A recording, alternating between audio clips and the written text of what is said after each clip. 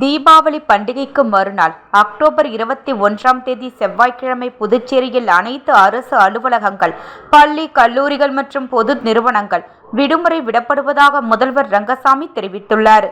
2025ஆம் ஆண்டுக்கான தீபாவளி பண்டிகை அக்டோபர் 20 திங்கட்கிழமை கொண்டாடப்படுகிறது.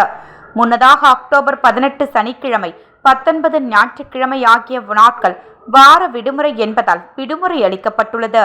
அக்டோபர் 20 தீபாவளி பொதுவாக இரவில் பட்டாசு வெடித்து கொண்டாடப்படும் என்பதாலும், தீபாவளி கொண்டாட்டத்திற்காக வெளியூருக்கு சென்றவர்கள் புதுச்சேரி திரும்புவதற்கு வசதியாக அடுத்த நாள் விடுமுறை அளிக்கப்பட வேண்டும் என்று அரசு ஊழியர்கள், ஆசிரியர்கள், மாணவர்கள் அரசுக்கு கோரிக்கை விடுத்திருந்தனர்.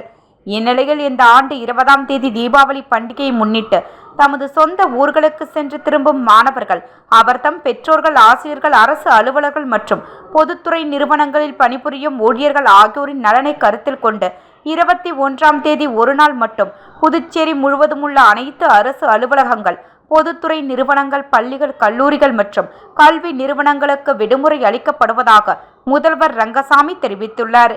இதனால் தீபாவளி பண்டிகை விடுமுறை 4 நாட்களாக உயர்ந்துள்ளது.